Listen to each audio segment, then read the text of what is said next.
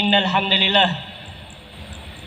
الحمد لله نحمده ونستعينه ونستغفره ونتوب إليه ونعوذ بالله من شرور أنفسنا وسيئات أعمالنا. من يهده الله فلا مضل له ومن يضلل فلا هادي له. أشهد أن لا إله إلا الله وحده لا شريك له، له الملك وله الحمد وهو على كل شيء قدير. وأشهد أن محمدا عبده ورسوله صلى الله عليه وعلى آله وأصحابه والتابعين لهم بإحسان إلى يوم المعاد والمصير وسلم تسليما كثيرا. يا أيها الذين آمنوا اتقوا الله الذي خلقكم من نفس واحدة وخلق منها زوجها وبث منهما رجالا كثيرا ونساء. واتقوا الله الذي تساءلون به والأرحام إن الله كان عليكم رقيبا. وقال أيضا: يا أيها الذين آمنوا اتقوا الله حق تقاته ولا تموتن إلا وأنتم مسلمون. وقال أيضا: يا أيها الذين آمنوا اتقوا الله وقولوا قولا سديدا يصلح لكم أعمالكم ويغفر لكم ذنوبكم ومن يطع الله ورسوله فقد فاز فوزا عظيما. أما بعد، فإن أصدق الحديث كتاب الله وخير الهدى هدى محمد صلى الله عليه وسلم وشر الأمور محدثاتها وكل محدثة في الدين بدعة وكل بدعة ضلالة وكل ضلالة في النار. أما بعد، الله أكبر الله أكبر الله أكبر ولله الحمد. الله أكبر الله أكبر الله أكبر ولله الحمد. Ma'asyiral muslimin, sidang jamaah salat Idul Adha rahimani wa rahimakumullah. Hari ini adalah hari kebahagiaan seluruh kaum muslimin di seluruh penjuru dunia. Hari lebaran dan hari berduka cita. Semakin menjadi indah pula hari tersebut tatkala kita membukanya dengan bersujud kepada Sang Pencipta alam semesta. Dan semakin indah pula hari tersebut tatkala kita mengiringinya dengan gema takbir dan sanjungan kepadanya.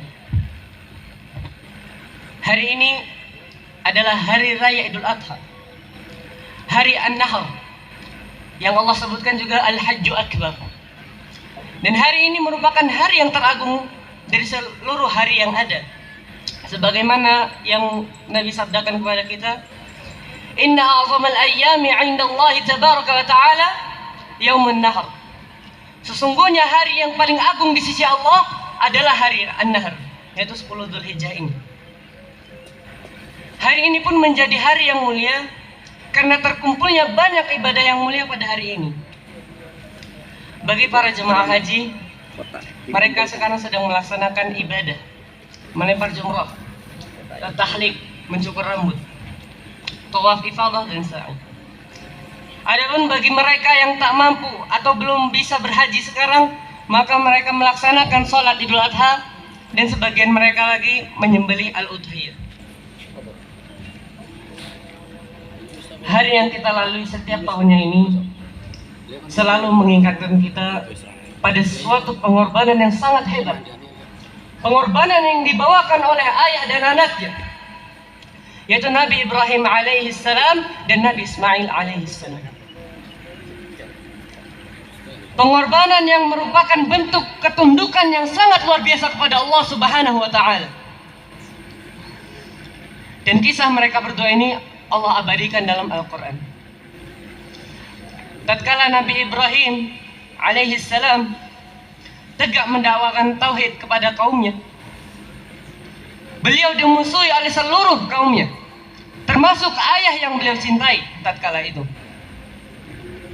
Lantas tatkala Nabi Ibrahim ingin menegakkan argumen untuk kaumnya, beliau menghancurkan berhala-berhala sesembahan mereka. Beliau hancurkan, luluh latakan seluruh sesembahan mereka, patung-patung yang ada.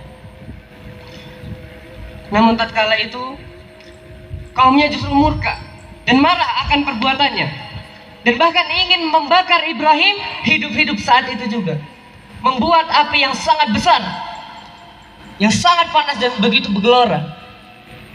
Namun Allah Subhanahu wa taala dengan mukjizatnya menjadikan api itu bardaw wa salaman ala Ibrahim. Dengan kuasanya Allah jadikan api tersebut dingin dan menjadi keselamatan bagi Ibrahim alaihissalam. Maka tatkala Nabi Ibrahim merasa kaumnya sudah tidak bisa lagi didakwahi, kaumnya sudah tidak lagi bisa dinasihati dengan nasihat-nasihat yang lembut, maka beliau berhijrah ke satu tempat ke tempat yang lain. Dan beliau pun memohon kepada Allah agar diberi keturunan yang soleh. Dalam sini Allah berfirman dalam ayatnya yang menceritakan tentang perkataan Ibrahim, wa qala inni dzahibun ila rabbi sayahdih rabbi habli minas salihin fabasyarnahu bighulamin halim. Maka tatkala itu Nabi Ibrahim berkata, inni dzahibun ila rabbi sayahdih, sesungguhnya aku akan berhijrah mencari tempat yang lebih baik, dan Rabbku Allah Subhanahu wa taala pasti akan memberiku petunjuk di situ. Kemudian beliau berdoa kepada Allah, Rabbi habli minas salihin, wahai Tuhanku, berikanlah kepadaku, anugerahkanlah kepadaku anak yang soleh. Kemudian Allah jawab doanya, fabasyarnahu bighulamin halim, maka kami berikan ia kabar gembira berupa anak yang begitu amat penyabar.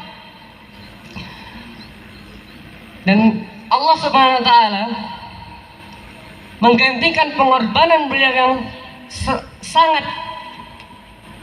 sangat baik ini, digantikan dengan keturunan yang menjadikan pelipur lara, menjadi teman di kala sepi. Namun anak ini Allah berikan tatkala Nabi Ibrahim, ada ulama berpendapat bahwa beliau berumur 80 tahun. Begitu ujian yang berat tatkala beliau menunggu keturunannya. Menunggu keturunan setelah sekian lama, beberapa tahun lamanya menunggu keturunan yang tak lama datang, akhirnya Allah beri kabar gembira di situ. Namun ternyata anugerah kebahagiaan itu tidak berlangsung lama. Allah Subhanahu wa taala menguji Nabi Ibrahim tatkala sang anak yaitu Ismail alaihissalam menginjak umur remaja, menginjak umur di mana tatkala itu ayah berada di puncak kecintaan pada anaknya. Maka Allah berfirman, falamma balagha ma'ahu sa'ya qala ya bunayya inni ara fil manami anni azbahuka fanzur madza tara qala ya abati fa'al ma tu'mar satajiduni insyaallahu minas sabirin. Maka tatkala Nabi Ismail alaihissalam putra Ibrahim mencapai umur balik, balagha ma'ahu sa'ya, membantu orang tuanya, memberikan orang tuanya kebahagiaan di situ dan kehadirannya, Ibrahim berkata kepada anaknya, wahai anakku, sesungguhnya aku melihat dalam mimpiku bahwasanya aku menyembelihmu. Fanzur madza tara, maka pikirkanlah bagaimana pendapatmu. Kemudian sang anak menjawab, Ismail alaihissalam, wahai ayahku, ya abati fa'al ma tu'mar, wahai ayahku, laksanakanlah apa yang diperintahkan Allah kepadamu. Laksanakan apa yang diperintahkan Allah kepadamu. Satajiduni insyaallah minas sabirin. Insyaallah engkau akan mendapatiku sebagai orang-orang yang bersabar. Saat itu kira-kira umur Ismail mencapai belasan tahun. Dan tatkala itu Ibrahim alaihissalam telah mencapai umur kira-kira 100 tahunan. Dan bisa kita bayangkan betapa butuhnya ayah, sesosok anak yang bisa membantunya. Dikala ayah sedang lemah, ayah sudah tidak mampu apa-apa lagi, dan dia sedang bertumbuh kepada anaknya. Allah menguji Nabi Ibrahim dan memerintahkan ia untuk menyembelih anaknya. Ujian ini tentu lebih berat dibandingkan ketika beliau diperintahkan untuk masuk ke dalam api yang begitu menggelora. Karena betapa banyak kita lihat seorang ayah mencintai anaknya melebihi kecintaannya daripada apapun. Bahkan rela berkorban demi anaknya. Maka Ibrahim dengan penuh ketenangan mengatakan, "Ya bunayya, inni ara fil manami anni adbahuka." Wahai anakku, sesungguhnya aku sedang melihat dalam mimpiku bahwasanya aku menyembelihmu. Perhatikanlah, Ibrahim mengatakan aku sedang melihat dalam mimpiku. Seakan-akan beliau ketika mengabarkan kepada Ismail kabar tentang mimpinya, sangat beliau hadirkan dalam benaknya bahwa beliau sedang menyembelih anaknya. Betul-betul tergambar dalam pikiran beliau. Ada begitu dahsyatnya ujian yang begitu berat ini. Allahu Akbar, Allahu Akbar, Allahu Akbar, walillahil hamd. Ma'asyiral muslimin, perlu kita ketahui, derajat wahyu ada beberapa tahapan. Dan yang paling rendah dari derajat wahyu tersebut adalah perantaranya melalui mimpi. Jadi mimpi para nabi termasuk wahyu. Nabi Ibrahim tatkala Allah berikan wahyu dengan perantara yang paling rendah. Perantara yang mungkin sebagian kita akan merasa ragu apabila kita diberikan dengan hal tersebut. Nabi Ibrahim tidak menunggu mimpi untuk kedua kalinya, ketiga kalinya, tidak. Dan Nabi Ibrahim tidak komplain ke Allah. Ya Allah, adakah perintah lain selain ini? Adakah yang bisa menggantikan perintahmu selain ini? Tidak. Nabi Ibrahim tidak mengatakan demikian. Nabi Ibrahim langsung melaksanakan perintah Allah di saat itu juga, di kala itu juga. Dan Nabi Ibrahim alaihissalam tatkala menyampaikan kepada anaknya, beliau tidak mengatakan kepada anaknya, "Wahai anakku, aku diperintahkan oleh Tuhanku untuk menyembelihmu, maka taatlah." Maksudnya legowolah ketika kamu saya sembelih. Tidak, Nabi Ibrahim tidak mengatakan demikian. Namun Nabi Ibrahim mengatakan, "Fanzur madza tara." Pikirkanlah bagaimana pendapatmu. Artinya dia berdiskusi kepada anaknya. Hal ini tidak lain agar anaknya Nabi Ismail mencapai derajat keikhlasan. Agar Nabi Ismail menyerahkan dirinya dengan ikhlas, bukan karena keterpaksaan. Agar Nabi Ismail juga mendapat pahala yang sama, ganjaran yang begitu besar. Dan ternyata sang anak tidak kalah beriman dengan ayahnya. Beliau kontan mengatakan pada saat itu juga, "Ya abati fa'al ma tu'mar." Wahai ayahku, laksanakan apa yang Tuhan perintahkan atasmu. Masya Allah. Beliau tidak, aduh, jangan deh, aduh, enggak deh. Beliau langsung kata, "Ya abati fa'al ma tu'mar." Karena ini Allah yang perintahkan, if'al ma tu'mar. Laksanakan apa yang diperintahkan Allah kepadamu. Satajiduni insyaallahu minas sabirin. Insyaallah engkau akan mendapatiku sebagai orang-orang yang bersabar. Allahu Akbar, Allahu Akbar, Allahu Akbar, walillahil hamd. Sungguh menunjukkan iman sang ayah dan juga iman sang anak. Allah menguji Ibrahim dengan ujian yang sangat berat. Karena beliau, Ibrahim alaihissalam, telah mendapat predikat yang begitu spesial dari Allah SWT, yaitu Khalilur Rahman, kekasih Allah. Tingkatan kecintaan dalam bahasa Arab itu banyak. Cinta itu digolongkan dari banyak golongan. Artinya ada tingkatan menengah, bawah, ke atas itu ada. Dan Khalil, arti Khalil ini merupakan tingkatan paling atas. Kecintaan yang melebihi segala kecintaan. Artinya mencapai derajat yang paling atas Nabi Ibrahim ini.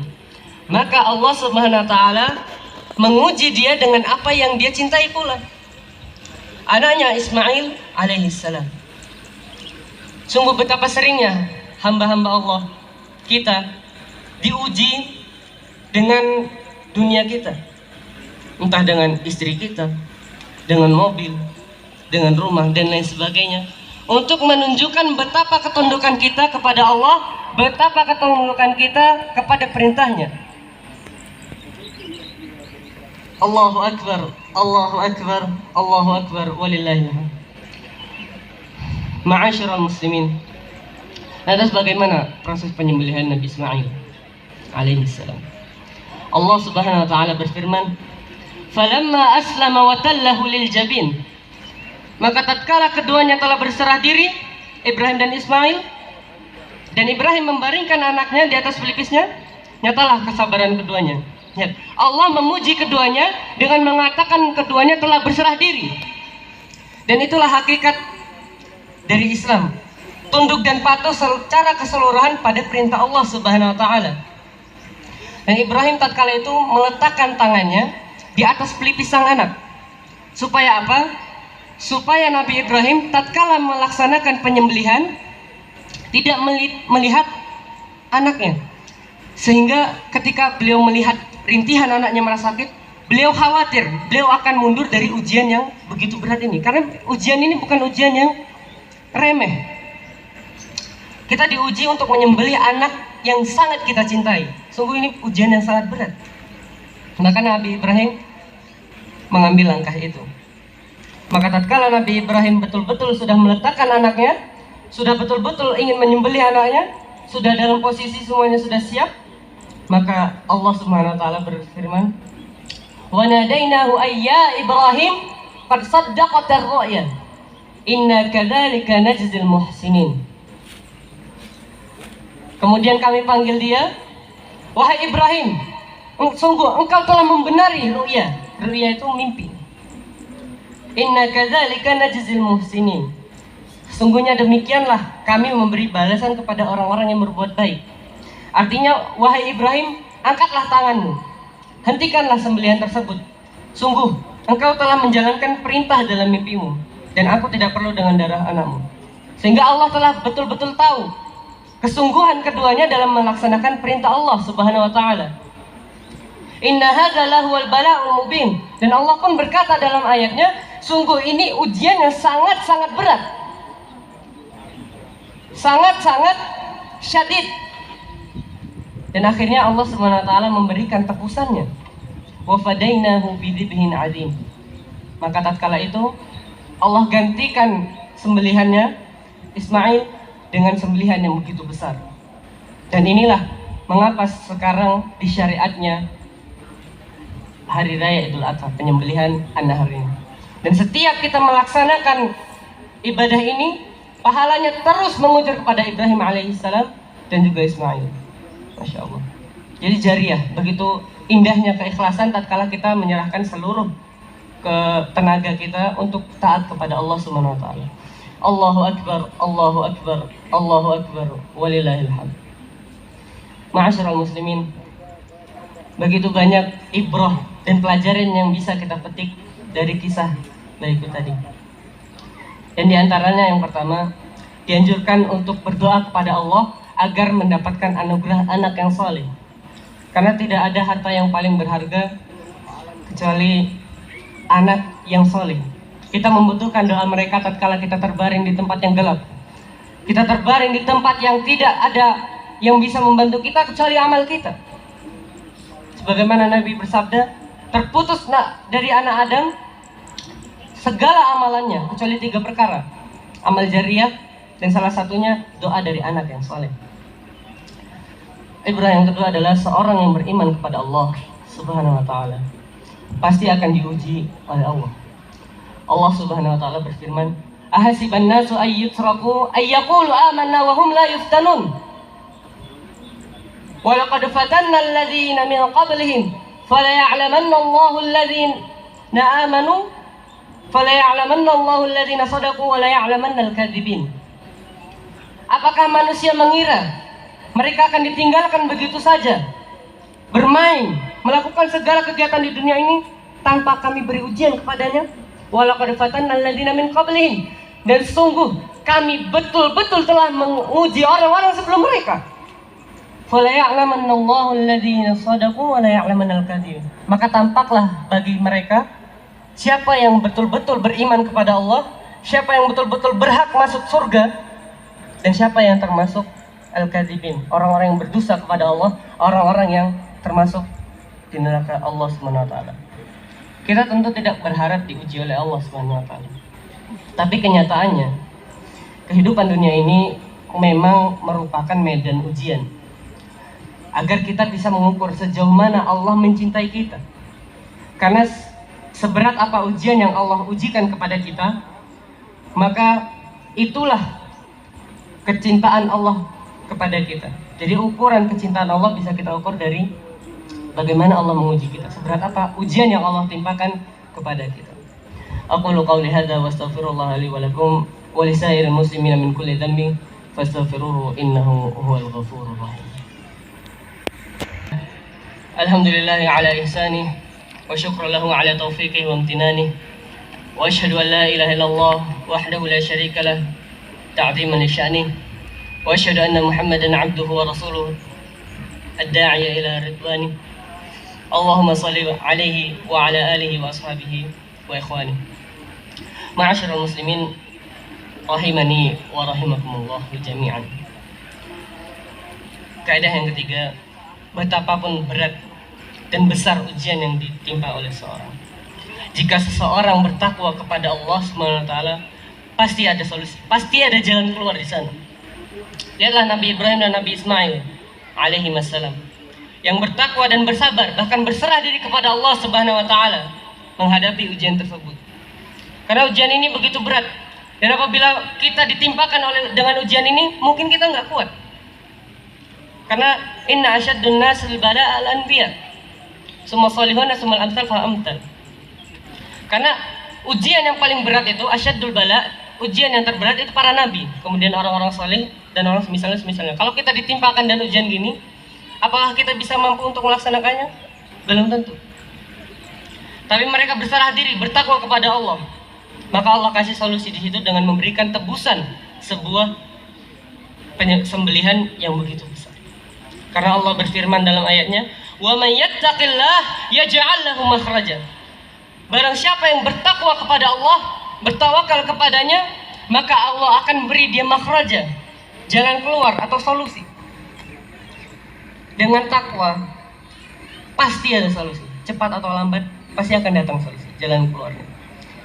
Karenanya, jika seseorang mendapati musibah, jika seseorang mendapati ujian, dan dia belum menemukan solusi di dalamnya, maka hendaknya dia bermuhasabah diri. Dia berintrospeksi. Apakah dia sudah mencapai derajat ketakwaan yang tinggi? Apakah dia sudah cukup bertakwa? Atau malah sebaliknya? Yang terakhir adalah kecintaan Ibrahim kepada anaknya tidak menghalanginya dari ketaatan kepada Allah Subhanahu wa taala. Namun sebaliknya, ada sebagian orang tua, sebagian dari kita yang terlalu cinta kepada anaknya, sehingga kasihan untuk membangunkan sang anak dari tidurnya yang pulas untuk melaksanakan sholat subuh. Sholat subuh berjamaah di masjid. Maka ini kecintaan yang keliru. Dan ini adalah bentuk pengkhianatan kepada sang anak dari agamanya. Justru ketika orang tua betul-betul mencintai anaknya, dia takut apabila anaknya tidak melalui jalan yang Allah tunjukkan, Nabi tunjukkan, dia termasuk orang-orang yang khasirin, termasuk orang-orang yang merugi. Masalakakum fi saqar? Qalu lam nakum minas sholihin. Apa yang menyebabkan kalian masuk ke dalam neraka Sakor? Qalu lam nakum minal musallin. Qalu lam nakum minal musallin. Kami dulu tidak termasuk orang-orang yang salat.